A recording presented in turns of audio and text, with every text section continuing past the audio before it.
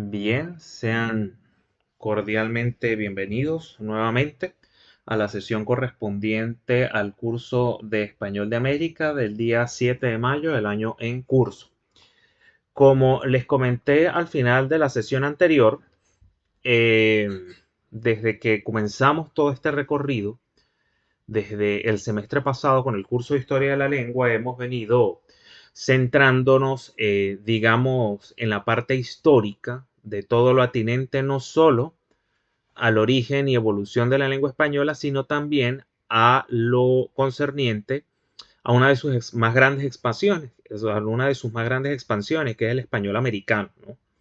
Eh, Cómo llegó la lengua a nuestro continente, qué variedad específicamente de lengua llegó, cuáles eran las características de esa variedad de lengua y bueno, cómo, digamos, esa fisonomía tan particular que tenía esa variedad de lengua que llegó a América, pues se mantuvo a lo largo de los siglos más o menos o relativamente similar durante unos cuantos siglos, ¿no?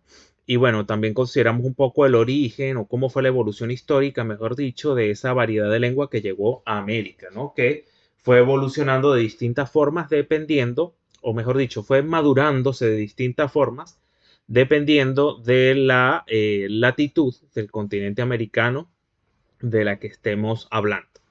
En síntesis, hemos venido hablando de cambio lingüístico y de la historia de ese cambio lingüístico atinente a la lengua española. A partir de hoy vamos a comenzar a hablar de variación, ¿sí? De variación que puede estar condicionada por cada uno de los parámetros variacionales que hemos venido estudiando desde el semestre pasado, ya sea variación diatópica, diastrática, diafásica, ¿sí? Entonces, en adelante, repito, ya el curso adquiere, digamos, un perfil más orientado hacia la dialectología. Es decir, vamos a estudiar las características del español americano en cuanto a lo fonético-fonológico y en cuanto a lo morfosintáctico, también tocaremos lo léxico y a su vez nos encargaremos de determinar qué características son más propias de una región y de otra con respecto a otra y cómo esas características nos permiten agrupar o identificar áreas dialectales dependiendo de la región del continente americano en la que nos encontremos y dependiendo de la región del continente americano en la que se dé un determinado fenómeno de la lengua o característico del uso de la lengua española en este lado del mundo. Ahora bien, como al igual que como la manera en la que organizamos la descripción histórica del origen y evolución de la lengua española en el tiempo y cómo esa lengua llegó a América y las características de esa lengua que llegó a América, siempre partimos en primer término de lo fonético-fonológico, luego vamos a lo morfosintáctico y seguidamente a lo léxico. Mejor dicho, seguiremos esta misma metodología para entender cómo es el español de América hoy en día en sus más grandes rasgos, ¿sí? O en sus rasgos más identificativos. Vamos a partir de lo fonético-fonológico y luego iremos a lo morfosintáctico. Al final, reservaremos un espacio también a lo léxico. ¿Se entiende esto? Sí, se entiende. Seguiremos entonces el orden en el que se describen todos los hechos atinentes a la lengua. Seguiremos pues los distintos niveles o el orden que establecido en los distintos niveles de análisis lingüístico. Vamos a comenzar con la caracterización fonético-fonológica, la caracterización fonético-fonológica del español americano. Pero antes de entrar a lo fonético-fonológico, es preciso que comprendamos, al menos en su generalidad, la distinción entre los dialectos radicales versus los dialectos conservadores. Fíjate que ya ahora, como te dije, pasamos a entender ya o a mirar desde la perspectiva dialectológica lo que es el español de América hoy en día. Ya no desde lo histórico como veníamos haciendo, sino ya desde lo dialectológico. Cambia el curso en cuanto a la perspectiva de análisis que vamos a tomar de ahora en adelante. Entonces, Específicamente, los dialectos radicales son aquellos en los que la distancia entre lo fonemático y lo fonético es mayor, ¿sí? Reitero, los dialectos radicales son aquellos en los que la distancia entre lo fonemático y lo fonético es mayor. Te explico esto un poco. ¿Cómo es eso de que los dialectos radicales son aquellos en los que la distancia entre lo fonemático y lo fonético es mayor? De todas formas, no te preocupes porque ya les voy a mandar el PDF de las láminas para que no tengan que copiar tanto. ¿Cómo es eso de que un dialecto radical será aquel en el que la distancia entre lo fonemático y lo fonético es mayor? Fíjate, tenemos el fonema, ¿verdad? Como unidad mínima distintiva. Ese fonema va a tener distintas realizaciones, dependiendo del lugar, de la procedencia social, de la situación en la que se realice ese fonema, o de quien realice ese fonema, de las características de quien realice ese fonema. Entonces, ¿qué pasa? Las realizaciones de un fonema pueden ser muy similares a lo que es el fonema per se, o pueden ser ya bastante alejadas de las características primarias de ese fonema. Si la realización de ese fonema es bastante cercana a lo que es el fonema per se, estaríamos hablando de un hablante que pertenece a un dialecto conservador. ¿Por qué? Porque la distancia entre lo fonológico y lo fonético es menor. Ahora bien, imaginemos el caso contrario. Puede ocurrir que tenemos un fonema determinado y las realizaciones de ese fonema son bastante distantes, son bastante alejadas de las características básicas, intrínsecas de ese fonema. Cuando esas realizaciones son muy distintas, por lo general las producen hablantes que pertenecen a dialectos radicales, es decir, a dialectos en los que la distancia entre lo fonológico y lo fonético es mayor. Ya lo vamos a ver más claramente en un ejemplo. Me voy a adelantar delante. Fíjate, tenemos el fricativo alveolar sordo, ¿verdad? Lo tenemos acá en pantalla. Ese fricativo alveolar sordo, independientemente de la posición que ocupe en la sílaba, bien sea prenuclear o posnuclear. Hagamos una aclaratoria acá, Carla. Lo que es prenuclear, recuerda siempre que el núcleo de la sílaba, en el caso de la lengua española, claro está, siempre va a ser la vocal. ¿Sí? Repito, el núcleo de la sílaba siempre va a ser la vocal. Lo que esté precediendo esa vocal, lo que esté antes de la vocal, ocupará una posición explosiva o prenuclear. ¿Sí? Repito, lo que esté antes de la vocal, es decir, antes del núcleo de la sílaba, ocupará una posición explosiva o prenuclear. Ahora bien, lo que está después del núcleo de la sílaba, es decir, lo que está después de la vocal, ocupará una posición implosiva o posnuclear. Repito, lo que esté después del núcleo de la sílaba va a ocupar una posición implosiva o posnuclear. No sé si me captas la idea. Sí, pero por ejemplo, Por ejemplo, la palabra casa, la primera sílaba, ¿sí? La primera sílaba constituida por el oclusivo velar sordo más la vocal, más la A, ¿verdad? Entonces, en esa sílaba el núcleo va a ser la A, ¿sí? Porque siempre la vocal en el caso de la lengua española es el núcleo de la sílaba. Entonces, el oclusivo velar, representado por la grafía de la C, va a ocupar una posición explosiva o prenuclear. ¿Por qué? Porque ese fonema está antes de la vocal, antes del núcleo de la sílaba. Entonces, por eso va a ocupar una posición explosiva o prenuclear. ¿Sí? Pero, por ejemplo, si dijéramos no casas, sino casas, con S al final, La segunda sílaba estaría constituida por el fricativo alveolar sordo, seguido de la vocal A, el núcleo de la sílaba, más otro fricativo alveolar sordo al final de la palabra. ¿Sí? Entonces, ese fricativo alveolar sordo que está al final de la palabra y al final de la sílaba va a ocupar una posición implosiva o posnuclear. ¿Por qué? Porque está después del núcleo de la sílaba, es decir, después de la vocal. Entonces, repito, todo lo que esté antes del núcleo de la sílaba, es decir, antes de la vocal, ocupará una posición explosiva o prenuclear. Lo que esté después del núcleo de la sílaba va a ocupar una posición implosiva o postnuclear. ¿Me sigues? Sí. Entonces, ¿por qué hago esta aclaratoria de las posiciones? Ahora sí, vamos al ejemplo para entender un poco la diferencia entre los dialectos radicales y los conservadores. Tenemos el fricativo alveolar sordo, ¿verdad? Lo tenemos acá. Ese fricativo alveolar sordo puede tener diversas realizaciones dependiendo de la posición que ocupe, ya sea prenuclear, es decir, antes del núcleo de la sílaba, o posnuclear, es decir, después del núcleo de la sílaba, después de la vocal.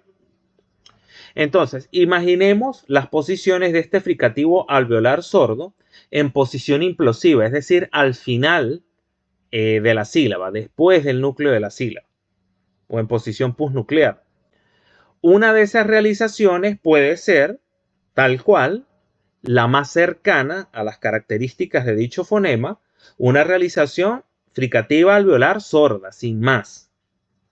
Cuando decimos, por ejemplo, casas, que se marca la S bien al final. Casas. ¿Sí? Pero ya las realizaciones pueden irse alejando progresivamente de las características primarias de ese fonema. Porque, por ejemplo, podemos tener también la realización en posición implosiva, la realización glotal, la famosa aspiración. Cuando en lugar de decir casas, con S al final se dice casa. Aspirada la S al final. Casas. Como una J al final, como si hubiera una J. Casa. Que se aspira. Pero también está la opción del cero fonético, es decir, hay hablantes que eliden por completo la realización del fricativo alveolar sordo al final de palabra. Entonces, en lugar de decir casas o casa, dirá casa, con esa S aspirada, elidida por completo al final. ¿Sí? Ajá. Esas nociones de dialectos radicales y conservadores son nociones de lingüistas contemporáneos. No, eso viene desde hace ya unos cuantos años. Eso no es del todo reciente. Esto se viene manejando incluso desde los principios mismos de la sociolingüística en los años 60.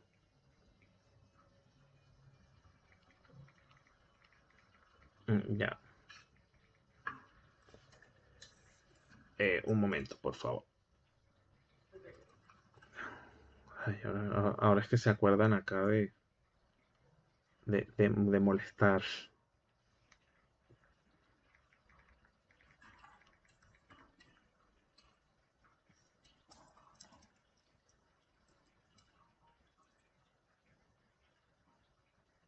Bien. Entonces, fíjate acá, por ejemplo.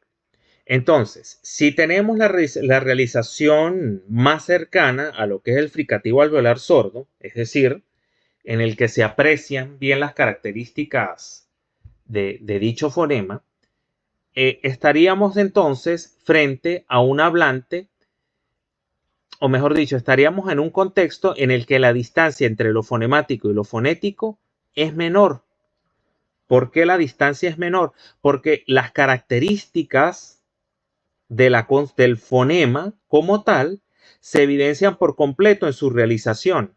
Por ejemplo, en el caso de la palabra casas, con esa S bien marcada al final, estaríamos ante una realización en la que la distancia entre lo fonemático y lo fonético es menor. ¿Por qué? porque las características de ese fono que esté realizando el hablante, esa realización, valga la redundancia, son muy cercanas a lo que es el fonema en tanto unidad conceptual, en cuanto unidad mínima de distinción, ¿sí? Pero ¿qué pasa? Ya cuando las realizaciones se comienzan a distanciar un poco más de lo que es el fonema como unidad mínima de distinción y lo que es el fonema en cuanto a sus características intrínsecas, ya la distancia entre lo fonemático y lo fonético aumenta. Fíjate, por ejemplo, que en el caso de la elisión del fricativo alveolar sordo a final de palabra, la distancia entre lo fonemático y lo fonético es muy grande, al extremo de que el fonema se elide, desaparece, aun cuando se desaparece en cuanto a su realización como fono, pero sigue teniendo allí un valor distintivo, porque se aprecia que está refiriendo un plural en la palabra. ¿Sí? Entonces, reitero, se hablará de un dialecto radical cuando hay mayor distancia entre lo fonemático y lo fonético. ¿Sí? Ahora, será un dialecto conservador aquel en el que la distancia entre lo fonemático y lo fonético es menor. Te pregunto, Carla, pensemos en dos ejemplos del español de Venezuela. Tú que vienes de Aragua, en el español de Maracay, por ejemplo, ¿qué es común o cuál es la realización común del fricativo alveolar sordo a final de sílaba o en posición implosiva? ¿Cuál sería la realización propia?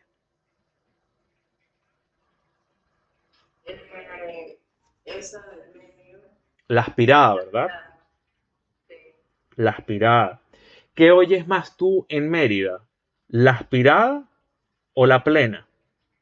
No, la plena. La plena, ¿verdad? Entonces, si comparamos, que no es que estoy acá cayendo ni en prejuicios lingüísticos, ni en cuestiones de actitudes lingüísticas, ni en estereotipos lingüísticos, no. O sea, esto es simplemente como para que entiendas un poco más la distinción entre una cosa y otra. ¿Cuál sería, si comparamos el español de Maracay con el español de Mérida, cuál sería un ejemplo de dialecto radical? ¿El español de Maracay o el de Mérida? El de Maracay. El de Maracay, ¿verdad? Porque la distancia entre lo fonemático y lo fonético es mayor. Si partimos, por ejemplo, de las distintas realizaciones del fricativo alveolar sordo a final de palabra. Ahora te pregunto, de ese par o de esos dos dialectos que se están comparando, el español de Mérida con el español de Maracay, ¿cuál sería el ejemplo de un dialecto conservador? El de Mérida. El de Mérida, porque hay menos distancia entre lo fonemático y lo fonético. ¿Sí? Por lo general, bueno, eso ya está cambiando bastante, pero por lo general el merideño no tiende a comerse tanto como dicen en el ámbito de las redes sociales y en la televisión. Por lo general no tienden tanto a comerse las heces a final de palabra. Pero no habrá otros casos donde sí, digamos, deformen un poco o Claro, haya una por característica. eso te digo que eso está cambiando, porque yo, por ejemplo, soy merideño y no dejo una S a final de palabra. ¿Sí? Por eso te digo, está cambiando, pero bueno, al menos en esencia y en los grupos generacionales más altos, por lo general el merideño no tiende a comerse tanto las S a final de palabra. Ponte que aspire en buena parte de los casos o mantenga la realización plena. Rara vez el merideño elide, eso sí. Pero dentro del dialecto también está como la diversidad de que en algunas realizaciones hay menos distancia, pero en otras hay más. ¿Cómo? Repíteme eso. O sea, dentro del mismo dialecto no existe pues, esa diversidad de que, por ejemplo, es posible que en algunas realizaciones del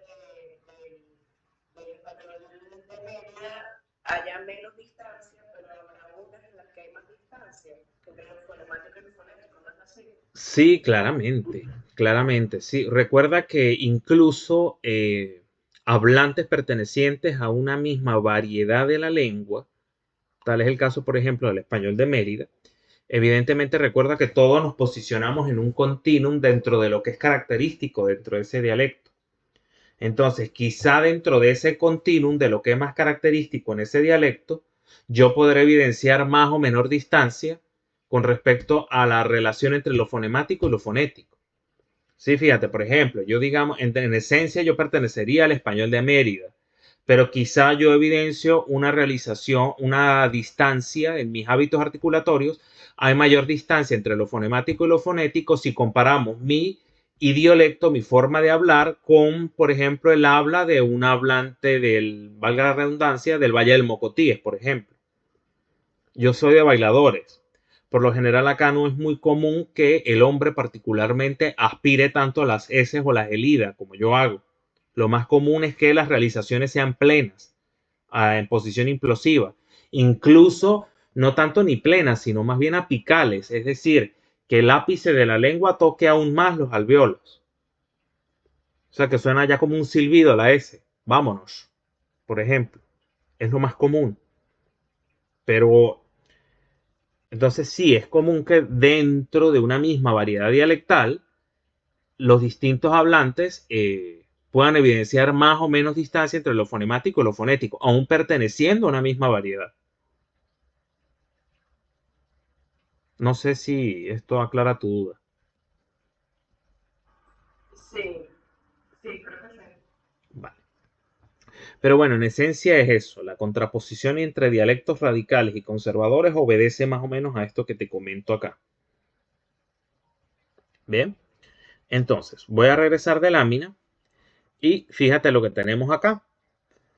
Repito, los dialectos radicales son aquellos en los que la distancia entre lo fonemático y lo fonético es mayor, en tanto que los dialectos conservadores, contrariamente, evidencian una menor distancia entre lo fonemático y lo fonético.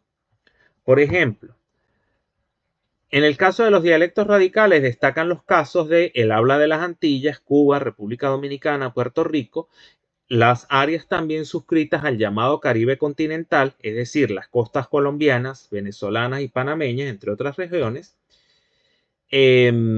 Cuando les hable de Caribe continental me refiero a esto, ¿no? A los países que limitan con el mar Caribe, pero que forman parte de la plataforma continental de Suramérica y Centroamérica. ¿Sí?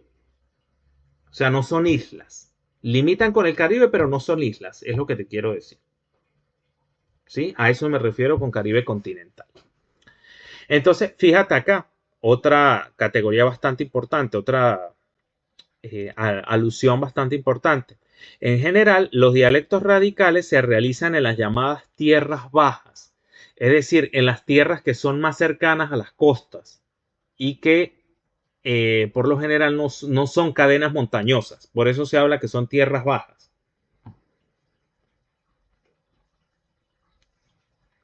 Bien. Entonces, fíjate, si nos vamos, por ejemplo, al caso de la realización del fricativo alveolar sordo a final de palabra, y si analizamos esas realizaciones a la luz de los países que se mencionan acá o en el contexto de los países que se mencionan acá, fíjate, en estos países es muy prototípica o la aspiración o la elisión por completo de ese fricativo alveolar sordo cuando lo estudiamos en su contexto implosivo, es decir, después del núcleo de la sílaba. Por lo general, en las Antillas no te dejan una S a final de palabra, la eliden. En el caso de las costas colombianas, venezolanas y panameñas, o se elide o se aspira, pero lo más común es que se elida también. Entonces, por eso, los dialectos propios de estas regiones que te menciono acá en primer término constituyen ejemplos prototípicos de dialectos radicales. ¿Sí? Bien. Ahora, y esto sí tómalo en consideración que no se te olvide. Esos dialectos radicales se realizan en las llamadas tierras bajas. ¿Por qué tierras bajas? Porque son, digamos, las tierras que están más al nivel del mar. Por eso se les llama tierras bajas. No son cadenas montañosas. Y prototípicamente las personas que en sus hábitos o que sus hábitos lingüísticos se corresponden, sus hábitos articulatorios particularmente se corresponden con lo que es un dialecto radical, generalmente pertenecen o están situados geográficamente en las llamadas tierras bajas.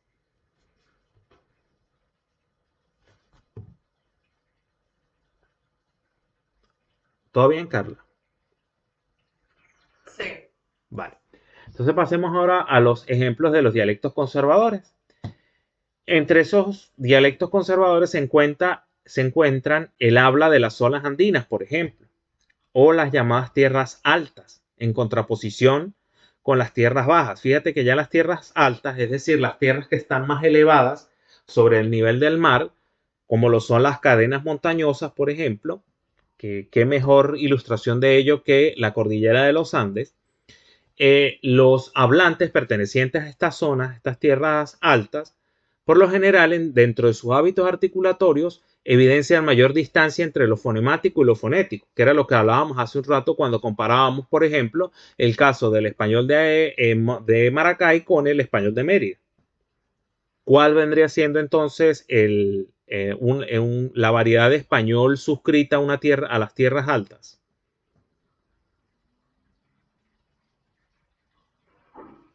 ¿Cómo así?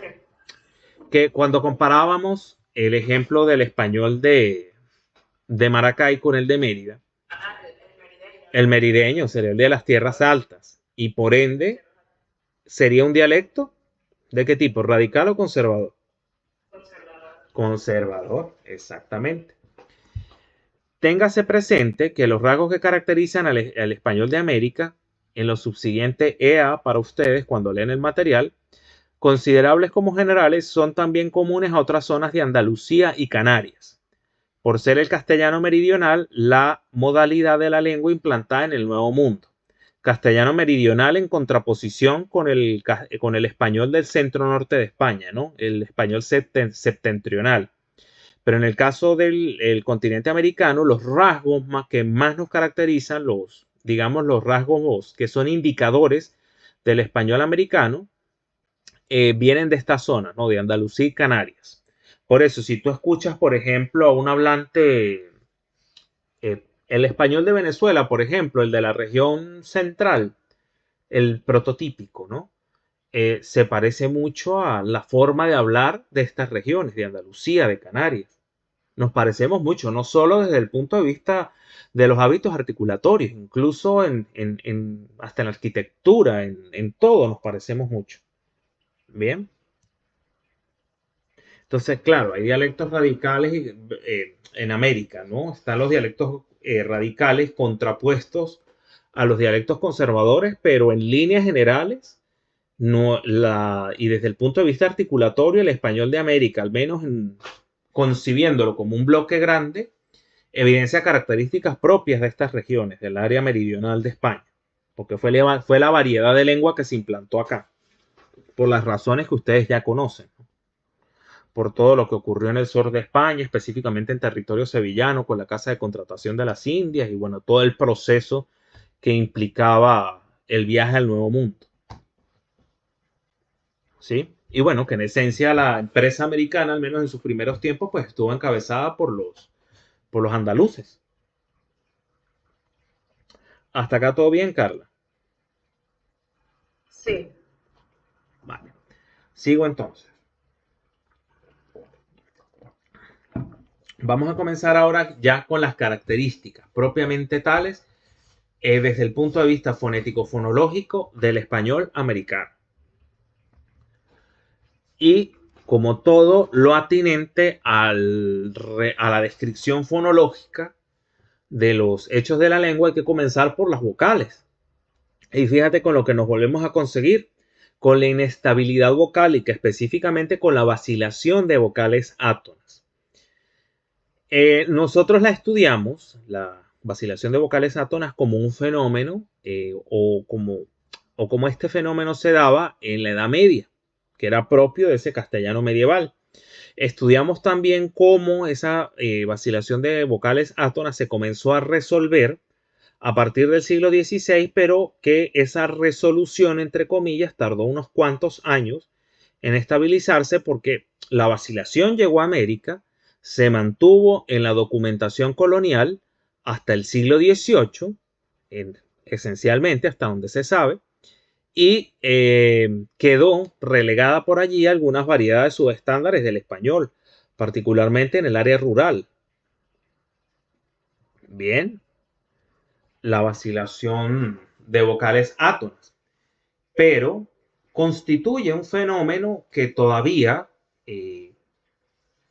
caracteriza el habla de algunos hablantes americanos, particularmente, insisto, los que pertenecen a las áreas rurales y en general a ciertas variedades subestándares del español, ¿no? Del español de América. Como ustedes muy bien saben, la vacilación de vocales átonas consiste en la confusión entre timbres vocálicos átonos, generalmente entre los pertenecientes a una misma serie. ¿Sí? Este fenómeno, como te venía diciendo, está reservado a algunas variedades subestándares del español americano. Particularmente esto se evidencia en los grupos generacionales de mayor edad y también, como te decía, en los provenientes de las zonas rurales o también llamadas las tierras altas. Esta, digamos que dentro de lo característico de, o mejor dicho, quizá este es uno de los fenómenos más llamativos de algunas zonas suscritas a las llamadas tierras altas, porque sí, por lo general, los dialectos propios de las tierras altas son dialectos conservadores, pero este es el único fenómeno de las llamadas tierras altas que se aleja, que evidencia más distancia entre lo fonemático y lo fonético, aun cuando, repito, los dialectos de las tierras altas se consideran conservadores. Pero este es el único fenómeno que quizá distancia un poco más lo fonemático de lo fonético en estas regiones. Sí, a eso me refería yo con lo que le pregunté. Ah, ok. Por esa concepción que yo tengo de que en este sentido los andinos se evidencia una mayor distancia entre lo fonemático y lo fonético. Claro. Lo que pasa es que esa distancia entre lo fonemático y lo fonético se estudia, por ejemplo, la estábamos analizando en el contexto de las realizaciones del fricativo alveolar sordo a final de palabra. Entonces, vistos desde esa óptica, sí, el español andino es completamente conservador, pero como te decía, evidentemente siempre dentro de cada dialecto va a haber algún fenómeno en el que, independientemente de que sea radical o conservador, pero particularmente en el caso de los conservadores, siempre va a haber un fenómeno que va a evidenciar más distancia entre lo fonemático y lo fonético, aun cuando los hábitos articulatorios de los hablantes suscritos a esa variedad sean muy cercanos a lo que son los fonemas o a las características intrínsecas de los fonemas. No sé si me captas la idea. Sí. Uh-huh. Sí, pero digamos que este es en el caso de la vacilación de vocales átonas en las tierras altas, es, digamos, creo que sí, a mi modo de ver vendría siendo el único fenómeno así que evidencia como mucha distancia entre lo fonemático y lo fonético. En lo demás, sí, el español propio de las tierras altas es más, las realizaciones de los fonemas son más cercanas a las características articulatorias básicas de los fonemas.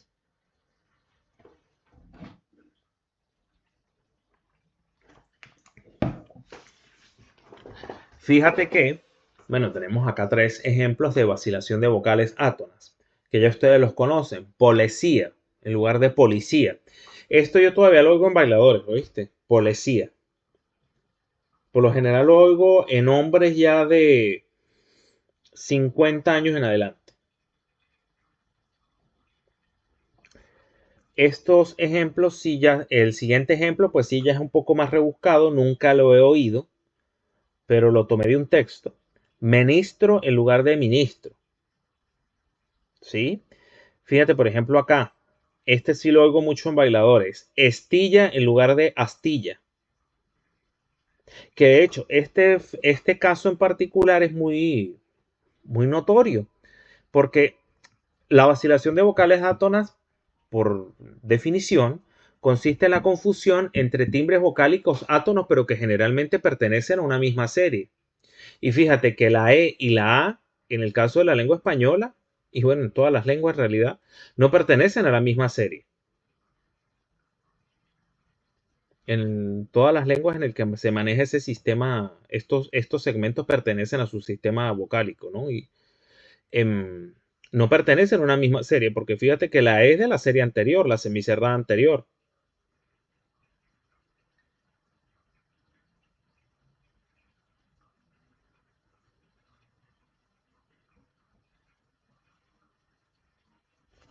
Y fíjate que la A es abierta, abierta central.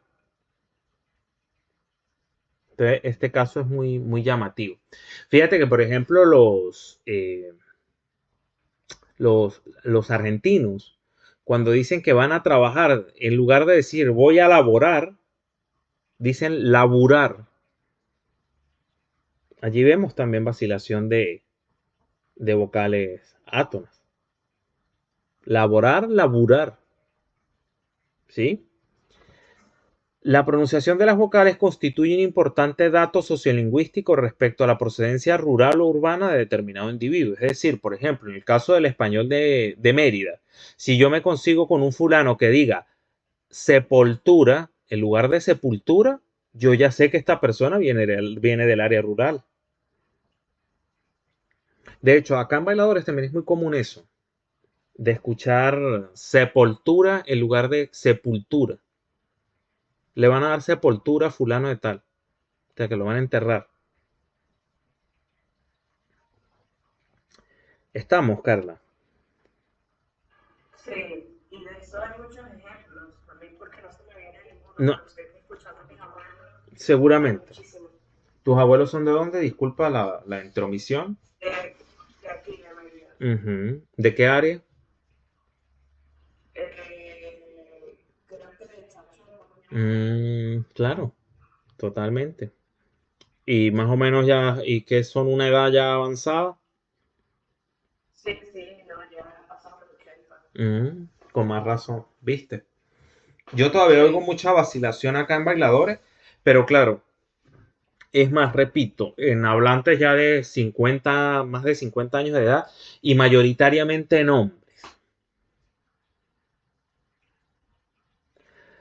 Pero bueno, creo que también acá en Bailadores, principalmente en el caso de los más hablantes más, eso, que no son tan mayores como tus abuelos, también aquí hay una cosa, creo que una cosa de prestigio encubierto.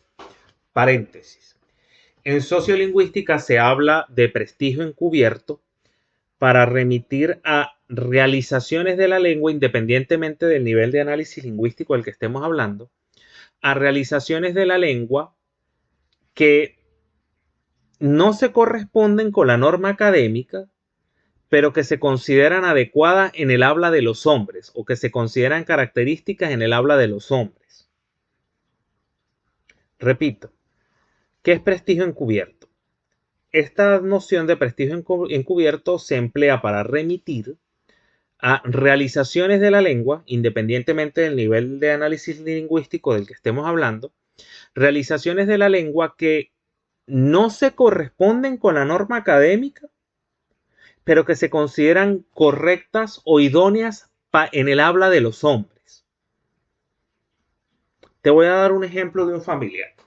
Esto es un paréntesis, no es que tiene nada que ver con, o no es que corresponda directamente con la vacilación de vocales átonas, aunque un caso de vacilación de vocales átonas puede perfectamente ser también un caso de prestigio encubierto. Te voy a dar un caso. Un primo. El fulano tiene sus estudios de bachillerato, evidentemente él sabe decir a la perfección la palabra cerebro, ¿verdad? Pero como él es muy hombre, muy machote, y porque él tiene que estar al día con sus amigos camioneros y con sus amigos del pueblo, él no puede decir cerebro. Porque lo ideal que el hombre diga, el hombre campesino orgulloso de sí, de su origen, lo ideal es que diga celebro. en lugar de cerebro. Un día lo escuché que dijo celebro y yo le dije, pero ¿por qué dices celebro si tú muy bien sabes que es cerebro?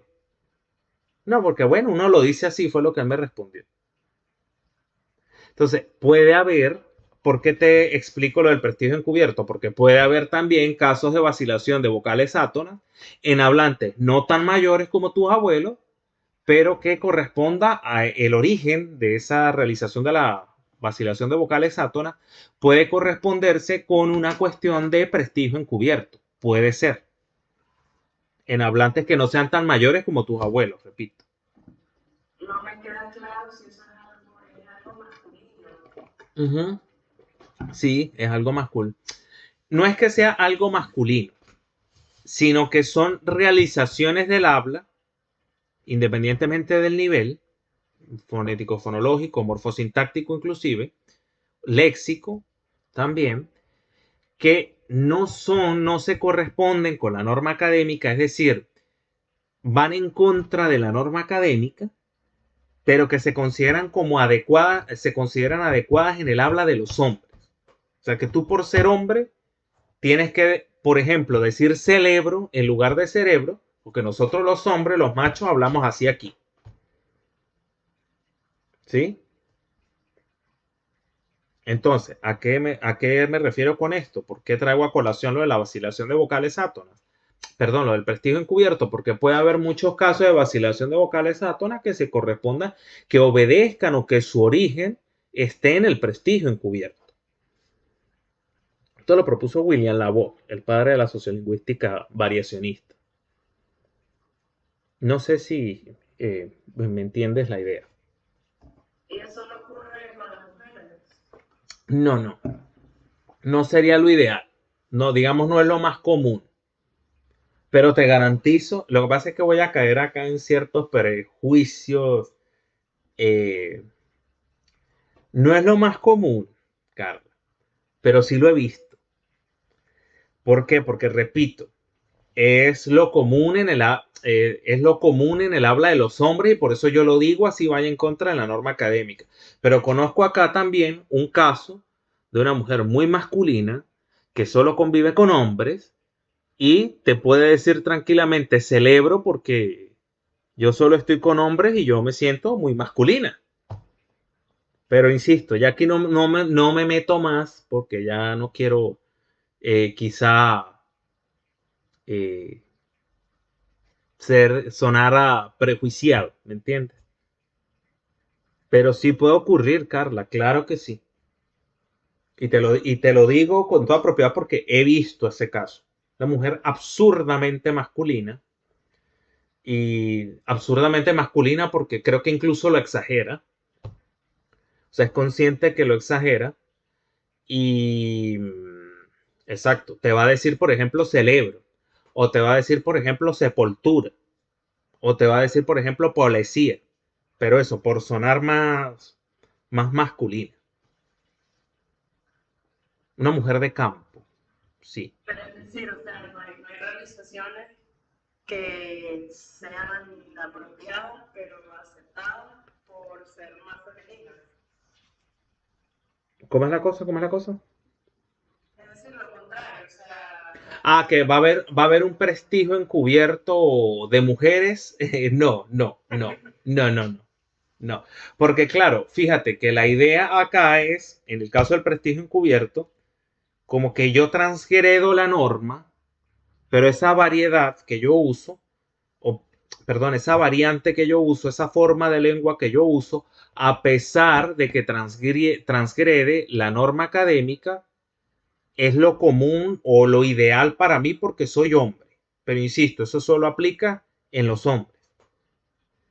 O en este caso de la mujer que te comento porque quiere sonar como hombre.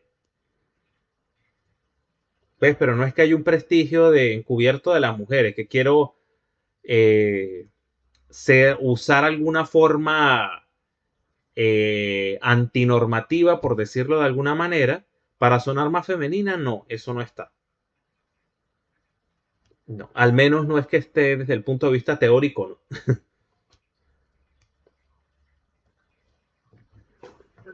Bien, seguimos entonces. Ya hablamos de las vocales, de la inestabilidad vocálica, en concreto la vacilación de vocales átonas. Ahora pasemos al ceseo, al famoso ceseo. Ceseo con S, distinto del ceceo que se da en el español septentrional, es decir, en el español del centro norte de España.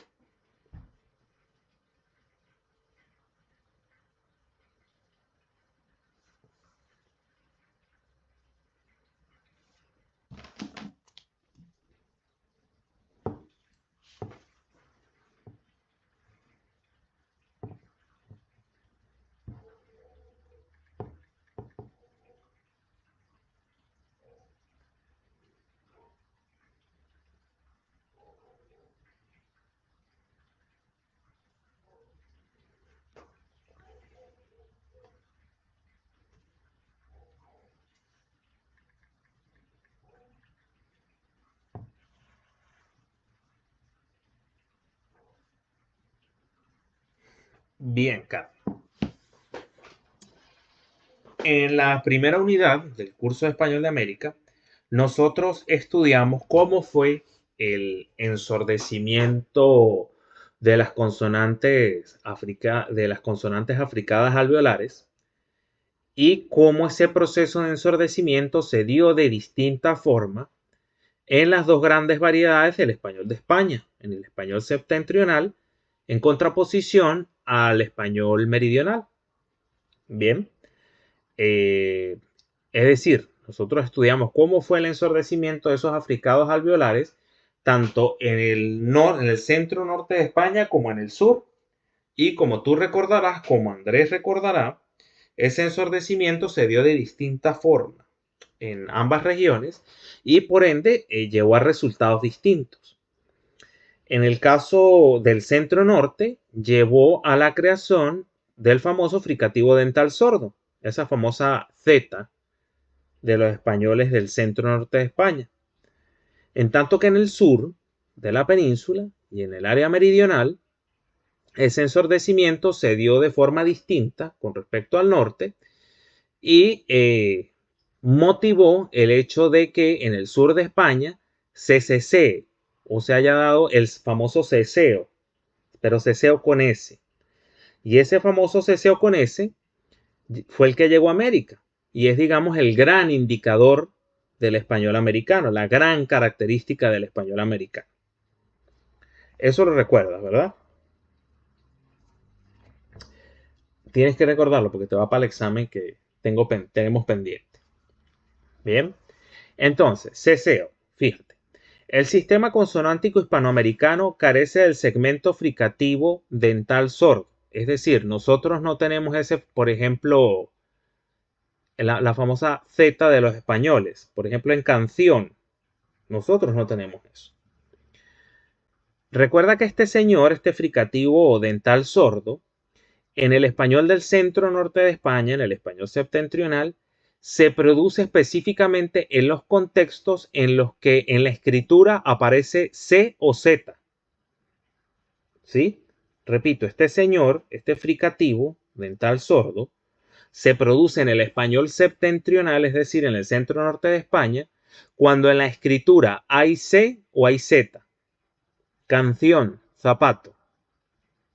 Donde hay S, producen el fricativo alveolar sordo en el centro norte de España. Donde hay S, producen el fricativo alveolar sordo, pero más apical. Más algo así como chapo. Más apical. ¿Sí? Entonces, comienzo de nuevo. El sistema consonántico hispanoamericano carece del segmento fricativo dental sordo, diferencia fonemática de carácter general entre el español de América con respecto a la variedad peninsular de nuestra lengua. Sí, es decir, como no tenemos este señor, el fricativo dental sordo, esa es la principal diferencia del español de América con respecto al español de España, del centro norte de España. En virtud de lo anterior, los americanos pronuncian de igual manera los siguientes pares de palabras. Fíjate, pronuncia, por favor, acá, esta palabra, léela. Taza. Taza. No percibes diferencia, ¿verdad? Desde el punto de vista No, acústico y tampoco en la parte articulatoria tú produces una diferencia. Ahora lee estas dos palabras, por favor. siervo y siervo. Tampoco hay diferencia. No la percibimos. Ni en tu producción ni en lo que yo oigo. Acá, por favor. Coser y coser. Ajá. Fíjate. No hay, desde el punto de vista articulatorio en tu caso y desde el punto de vista perceptivo para mí, no hay diferencias. Sabemos que son palabras que remiten a distintos conceptos, pero eso lo sabemos aplicando pautas ortográficas que hemos venido estudiando desde los primeros años de nuestra escolarización. Pero desde el punto de vista articulatorio, desde el punto de vista perceptivo, eh, no percibimos, valga la redundancia, diferencia entre estos pares de palabras. ¿A qué remite esta palabra? A la construcción Donde vive la donde gente, se ¿verdad? habita. Pues, Ajá. ¿Y a qué remite esta? al acto de cazar. Ajá. Esta. Esa, no, no estoy segura, pero creo que la combinación tiene como una connotación como más humana y con la C animal. Exactamente. El siervo con S es el esclavo. O por ejemplo, cuando se oye el siervo de Dios, es como que el esclavo de Dios. Y el siervo con C es el animal. Que si mal no recuerdo es como una especie de venado, una cosa así, no sé, una cosa con cuernos, ese tipo de animales. Bien. Ahora, coser con S. Es que, Es trabajar con aguja y hilo. ajá, y el coser con C, Cocinar. cocinar. Esto lo sabemos por ortografía. Por eso es que a nosotros los americanos se nos hace una pesadilla cuando estamos aprendiendo a leer y escribir, eh, aprender a determinar dónde va S, dónde va C y dónde va Z. En ese sentido, los hablantes suscritos a la variedad septentrional del español de España nos tienen ventaja y por ello y a ellos no les cuesta tanto, mejor dicho, no tienen errores ortográficos en este sentido, porque se les hace más fácil entender dónde va S, dónde va C y dónde va Z, porque ya en la pronunciación hay diferencia. ¿Sí? O sea, difícilmente tú conseguirás a un español de España escribiendo canción con S, por ejemplo. Sí, porque nunca va a decir canción, va a decir canción. ¿Sí?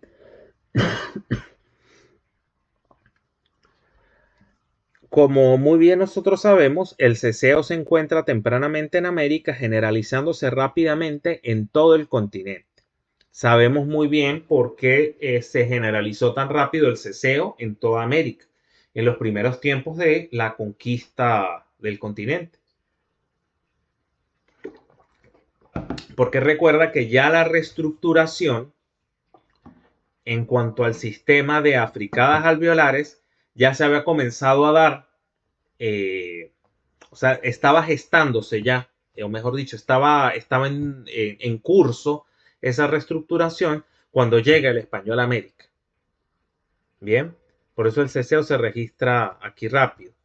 Y principalmente porque vinieron más hablantes del sur de España que de otra región, al menos en los primeros tiempos de conquista y colonización. ¿Sí? Ahora bien, sabemos que somos saciantes, ¿verdad? Ya estamos muy claros de eso. Pero ahora tenemos que estudiar las distintas o cómo es ese ceseo en América. Y particularmente tenemos que comprender cómo son las realizaciones del fricativo alveolar sordo dependiendo de la posición. Por eso te insistía tanto al comienzo de la sesión, a ver, para que comprendieras lo que significa decir que un determinado segmento está en posición explosiva versus a lo que significa cuando decimos que un segmento está en posición implosiva.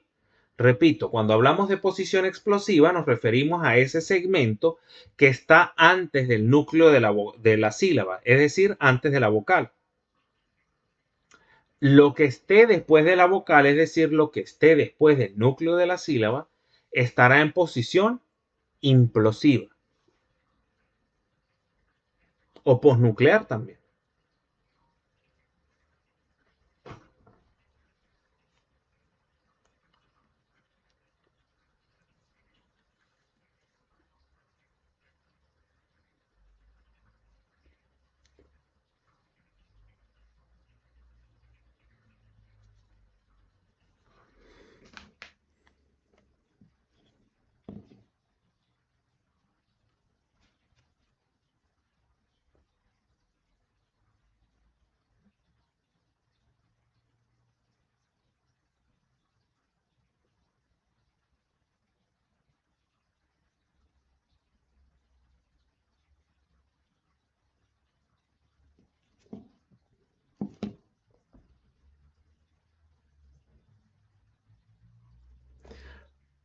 Entonces, Carla, a nivel fonético, es de capital importancia advertir que son diversas las realizaciones del fricativo alveolar sordo, dependiendo de la posición que dicho segmento ocupe en la palabra, ¿sí? Y lógicamente de la procedencia regional del hablante. Así pues, tenemos dos situaciones. A inicial silábica o en posición explosiva, vamos a ver cómo son las realizaciones del fricativo alveolar sordo en posición explosiva.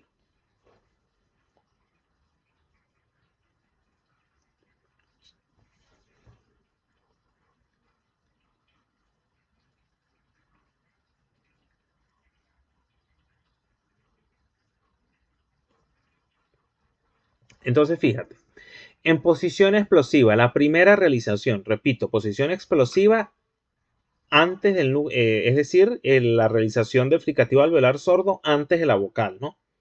O en posición prenuclear. La primera realización será apical cóncava. ¿Por qué apical cóncava? Porque la S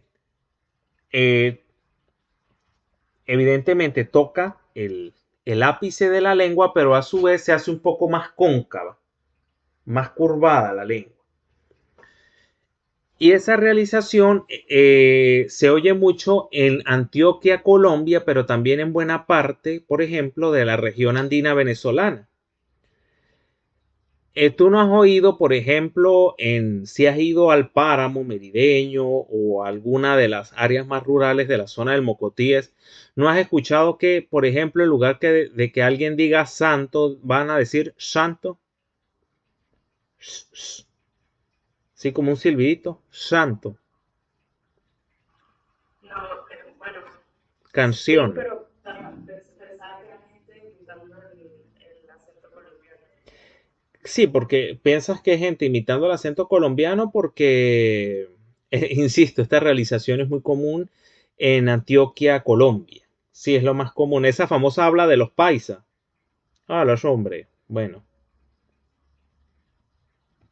es muy común en Colombia, pero también en la zona andina la escuchamos mucho. Por ejemplo, yo acá en Bailadores la oigo todo el tiempo, independientemente de la edad, pero sí más que todo de las áreas más rurales del municipio. Vámonos. Por ejemplo, pero aquí es posición explosiva. Por ejemplo, sapo, no sea sapo, chamo. Por ejemplo, por darte un ejemplo vivo que oí hace nada. ¿Sí? Sí.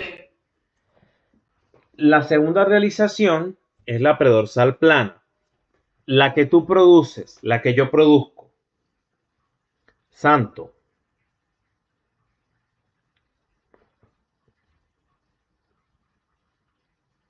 Es decir, que la lengua acá en esta predorsal plana no se hace cóncava como en la primera posibilidad. Y esa realización predorsal plana pues es la más extendida en todo el continente.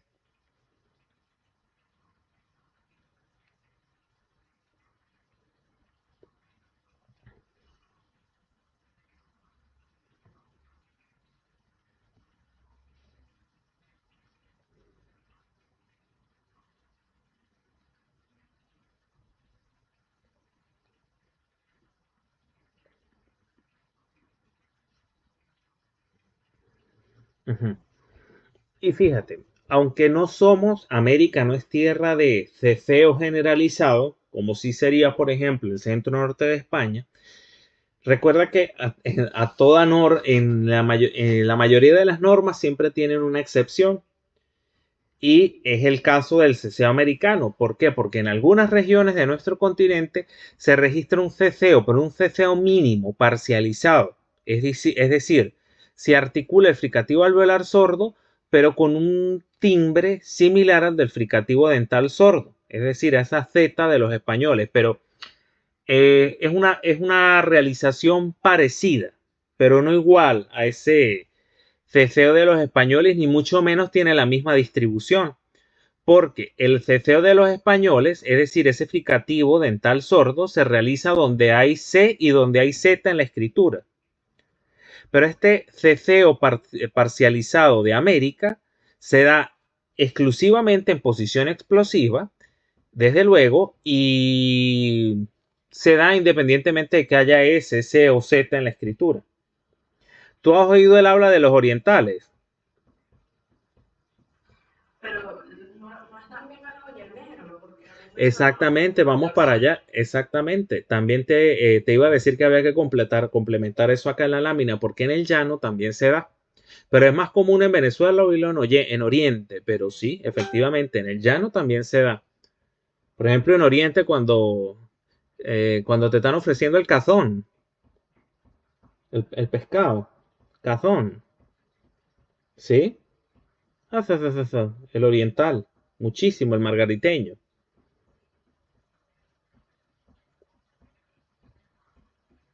Y en el llano también, muchísimo. De hecho, he tenido varios estudiantes de Barinas y de Apure y en efecto me confirma o me hablan mucho de este ceseo parcializado. Pero insisto, no se tiene que interpretar ese ceseo de ciertas regiones de Venezuela como algo similar a lo que ocurre en España. No, porque, repito, ese ceceo parcializado no tiene la misma distribución que en el español septentrional de España, valga la acotación.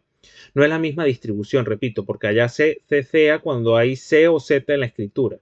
Este ceceo que se da acá en América, específicamente en Venezuela, es prácticamente en cualquier contexto fónico, ¿no?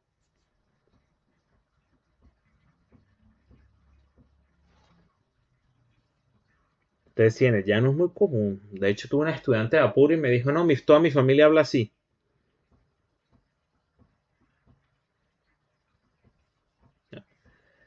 Voy a pescuezar la gallina, por ejemplo. Depende de si es sapo. ¿Sí? Es eso. Muy interesante. Yo no he escuchado, digamos una tarea pendiente que tengo, no he escuchado ese ceceo del llanero. Sí lo he escuchado del margariteño. Pero claro, la velocidad de habla es tan tremenda y por lo general a los andinos, así como yo, nos cuesta un poquito percibir o entenderle a un oriental por la velocidad de habla, porque yo no sé si tú lo has notado, pero algo característico de nosotros los andinos es que la velocidad de habla es mucho más lenta, sobre todo Sí, en, lo he notado. sí, sobre todo en el español de Mérida a Mérida. Es muy común que hablemos más lento.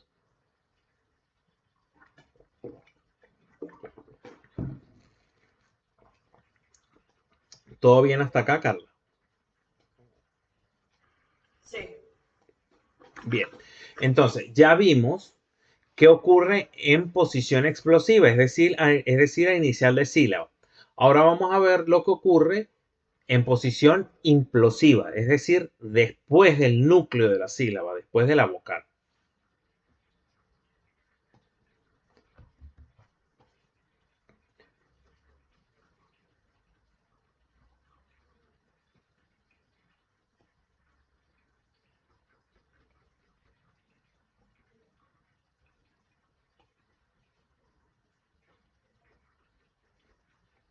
De todas formas, no te preocupes si no estás copiando el texto que aparece allí en la lámina, porque ya lo voy a mandar inmediatamente termine la clase. Yo les mando el PDF de las láminas. Ahí va todo lo que voy a usar, todas las láminas que voy a usar para todas las clases que faltan ya. Tanto lo fonético-fonológico como lo morfosintáctico. ¿Sí? Entonces, a final de sílaba. Ajá, dime. No, nada, nada, estoy tratando de sacar lo vital. Ajá, vale. Chévere.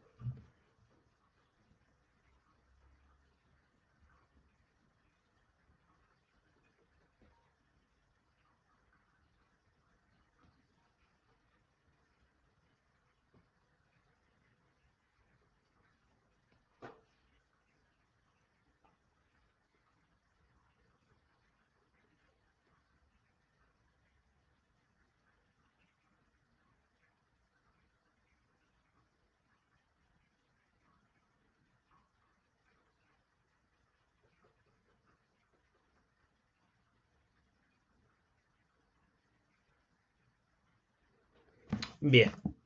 Entonces, Carla, a final de sílaba o en posición explosiva, ya tú conoces las realizaciones cuando tratábamos de ver las diferencias entre los dialectos radicales y los conservadores. ¿Por qué?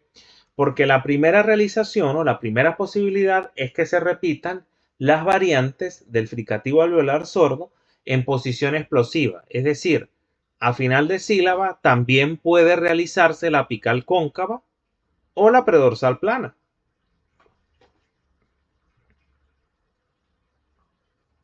Es decir, a final de sílaba puede ocurrir, por ejemplo, casas, casas o casas.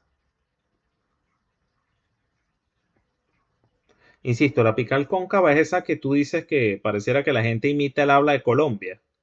Esa que es como un silbidito. Bueno, esa misma. Entonces, no solo se da en posición explosiva, sino que también se puede dar después del núcleo de la sílaba, es decir, después de la vocal.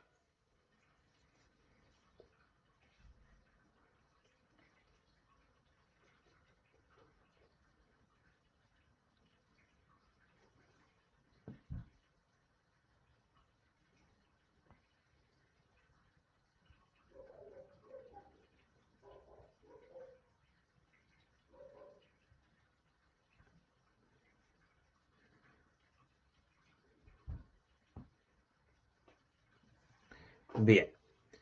La segunda posibilidad es la aspiración, es decir, que ese fricativo alveolar sordo se dé de forma glotal. Bien, que se dé como fricativo glotal sordo. Esa famosa aspiración que suena como una J, que es muy común de nosotros los venezolanos.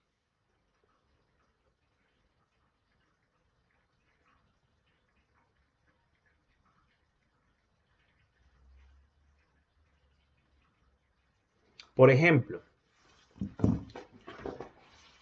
no es lo mismo decir Caracas que Caracas. ¿Percibe la diferencia? Claro, estoy exagerando, ¿no? Caracas, Caracas. Bien.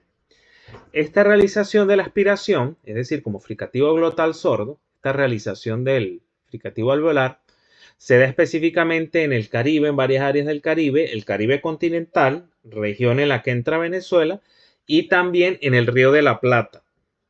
Aclaratoria, cuando les hable del Río de la Plata, me refiero a Uruguay, a Argentina y a una parte de Paraguay. ¿Sí? Reitero, cuando les hable del Río de la Plata, me refiero a Uruguay, Argentina y a una parte, una porción de Paraguay.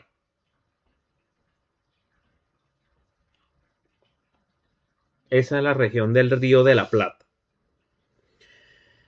Y sí, efectivamente, en el Río de la Plata aspira muchísimo el fricativo alveolar sordo. Lo aspiran bastante.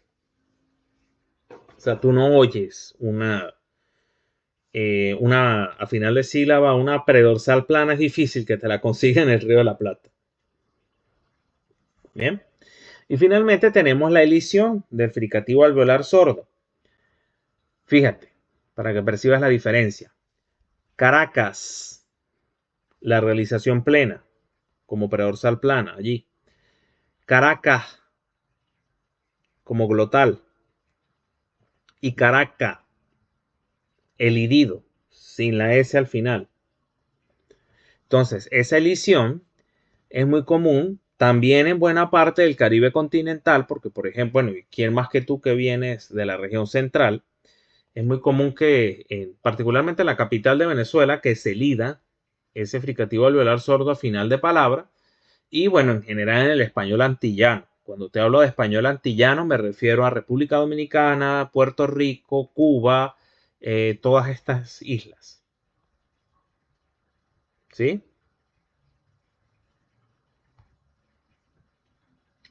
Aunque hay que hacer una aclaratoria también acá.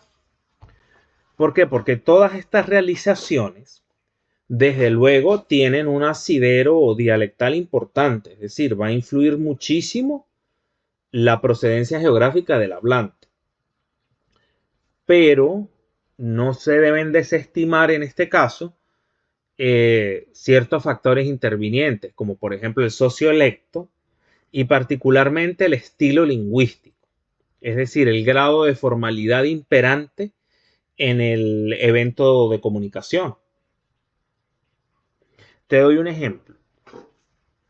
Yo hace algún tiempo tuve la posibilidad de trabajar en televisión, no en pantalla, sino en la parte de producción.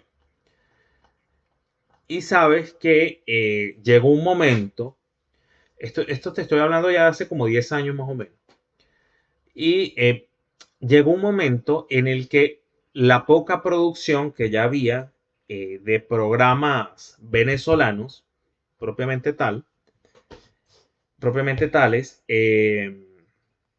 fue empezando a mermar, ¿no? Al extremo de que llegó un momento en el que ya no se producía nada en televisión de producción nacional por las razones más que obvias que ya conocemos, ¿no? Pero cuando aún se hacía producción venezolana, esos programas costaba mucho para comercializarlos en el extranjero. Costaba mucho para vender esos programas, independientemente de que fueran programas matutinos, de que fueran series o de que fueran novelas. Lo digo por el caso de los programas matutinos. ¿Por qué?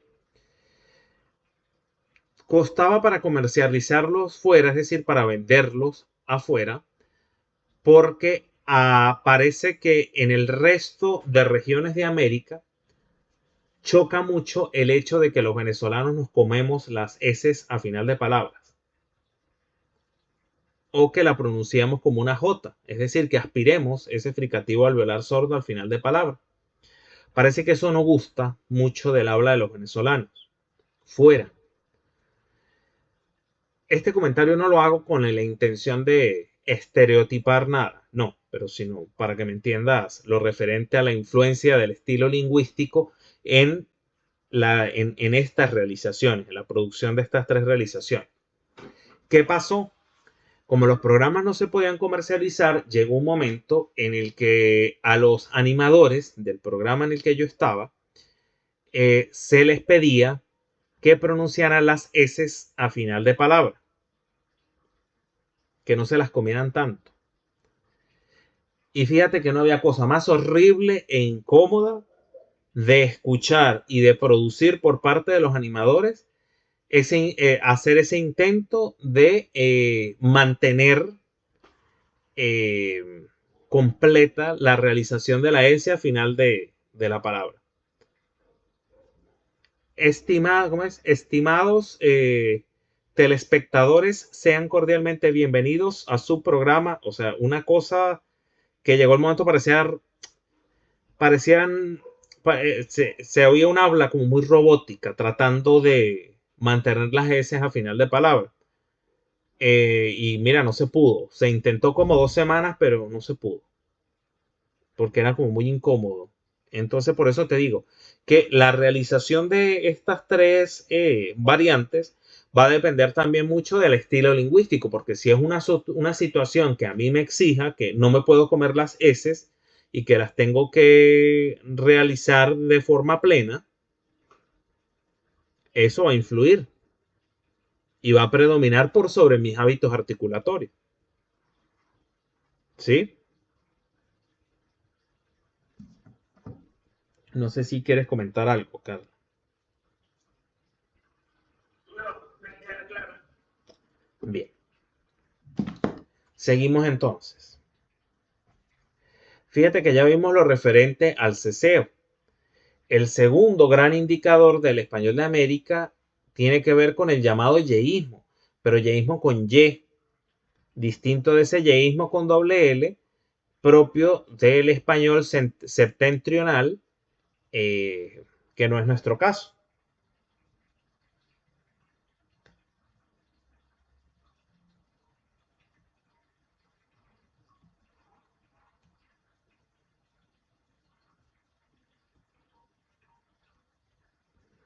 Fíjate.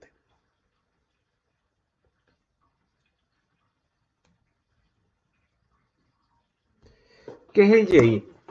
Como muy bien ya lo habíamos adelantado cuando hacíamos la revisión de las características del español o de la lengua española en el siglo XVI, para comprender un poco cómo era esa variedad de lengua que llegó a América, hablábamos que el yeísmo consiste en la confusión entre los segmentos aproximante lateral palatal sonoro, que lo tenemos acá, y el fricativo palatal sonoro. ¿Sí? Se confunde.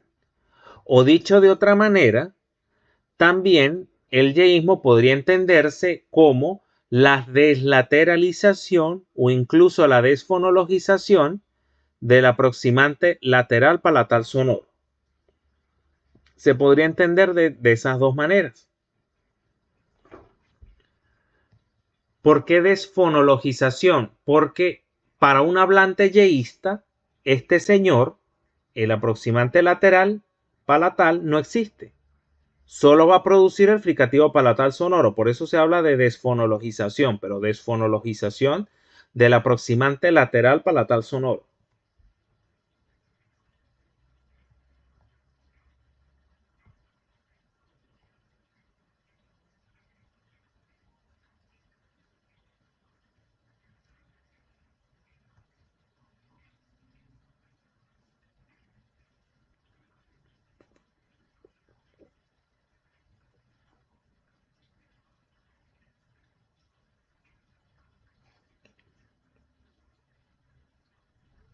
Entonces, pero para efectos de la comodidad de ustedes y para efectos del curso, vamos a manejar esta definición de yeísmo, la que resalto allí con este color. Y esta definición la tomo del diccionario de la lengua española. Para el DLE, el yeísmo consiste en la desaparición de la diferencia fonológica entre la consonante lateral palatal, que la tenemos acá, y la fricativa palatal sonora, que la tenemos acá en segundo plano. De manera que en la pronunciación no se distinguen palabras como callado con doble L y callado con Y. Bien. Para ti, Carla, el callado, ese participio callado con doble L, ¿a qué refiere? A estar en silencio. A estar en silencio. ¿Y el callado con Y? No sé si tendrá algo que ver con el callarse. No. Entonces, no sé, no tiene que ver con callo. No precisamente. No, no sé. Este callado refiere a un bastón, a un tipo de bastón que usaban los pastores, que ahora también lo usan los obispos. Ese bastón que ellos llevan, eso es un callado. ¿Sí? Entonces, fíjate, Carla, para la mayoría de los americanos hablantes del español, incluidos nosotros los venezolanos, no se aprecian diferencias de carácter fonológico entre pares de palabras como, fíjate, pronúncialas, las que están sombreadas acá en azul. Cayó y cayó.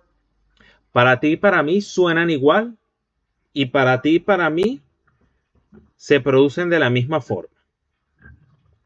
Ahora estas. Rayo y rayo. Igual, ¿verdad? Para Sí. nosotros suenan igual y se producen igual. Y acá Pollo y pollo. suenan igual, ¿verdad? Ahí no hay diferencia. Pero, Carla, en el caso de la primera posibilidad, ¿a qué remite este pretérito? A callar eso. Ese Ajá. silencio. ¿Y el segundo? A callar eso. Ajá. Y en el caso de este par de palabras, ¿a qué refiere el rayo con doble L? Me parece que rayar. Ajá, al utensilio, pues. Ajá. Y el segundo, y este rayo con Y, ¿a qué remite? Eh, al meteorológico, digamos. Ajá, el fenómeno de luz en general. Ahora, este pollo, ¿a qué refiere? Con doble L. Al alimento. Todos dicen alimento, nunca dicen el ave. Todos dicen el pollo, el que se come, el alimento, pero nunca dicen el ave. Ajá. ¿Y este pollo con Y a qué remite? No, eso sí no sé. Al asiento. El pollo con Y puede ser dos cosas. Ese asiento que por lo general acostumbran mucho en Estados Unidos a ubicar debajo de las ventanas. No sé si sabes que debajo de los ventanales a veces ponen como un asiento, como un banquito en el que guardan Sí. cosas y sirve para sentarte también. O también a esos asientos de piedra que hacen de forma improvisada, por decir en los caminos reales, lo que llaman caminos reales, que llamaban, porque eso ya casi no hay, los caminos de tierra. ¿Sí? Entonces, para nosotros no hay diferencias. Pero, por ejemplo, para un hablante yeísta con doble L, sí hay diferencias. Desde el punto de vista articulatorio, no solo semántico. ¿Por qué? Porque un hablante yeísta te podrá decir calió. Acá cuando va con doble L te va a decir calió. O cayó. Incluso lo puede pronunciar como una I. Calió o cayó. En contraposición a cayó. O por ejemplo acá, ralio o rayo, rayo. Un hablante yeísta con doble L te dirá, por ejemplo, polio o pollo, lo puede pronunciar como una I también, pollo, y te dirá pollo. O sea, ellos sí distinguen, tanto articulatoria como perceptivamente. Bien, no solo los hablantes del centro norte de España distinguen en la pronunciación. Por lo general, los hablantes del centro norte de España, donde hay doble L, lo pronuncian como una I y dirán cayó, cayó, rayo, pollo. ¿Sí? No solo los hablantes del centro norte de España hacen esta distinción, porque fíjate, en algunas zonas americanas se observa cierto yeísmo, yeísmo con doble L, repito, es decir, los hablantes mantienen la oposición entre el fricativo palatal sonoro y el aproximante lateral palatal sonoro. Esto ocurre específicamente, según el texto de Chumaceiro y Álvarez, en Paraguay, Santiago del Estero y en Corrientes, una parte de Argentina. Corrientes, ¿sí? Pero también este yeísmo con doble L en América también se evidencia mucho en Perú y en Bolivia, ¿sí? Entonces, para que lo agreguen ahí a sus datos, también se oye mucho en Perú y en Bolivia.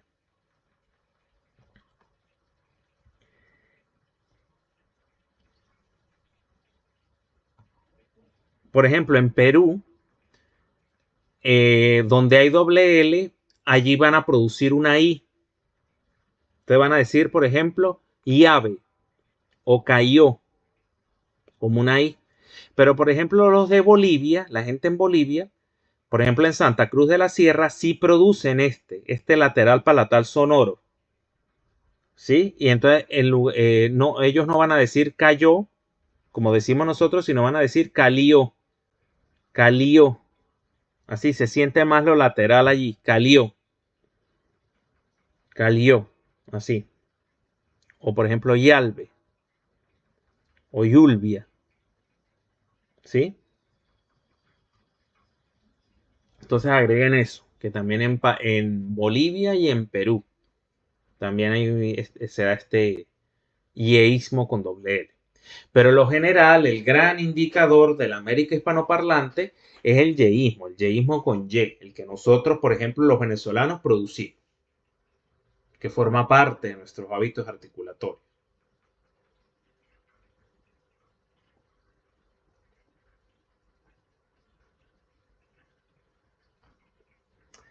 Bien, Carlos.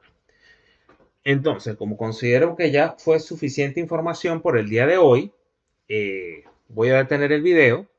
Queda disponible para Andrés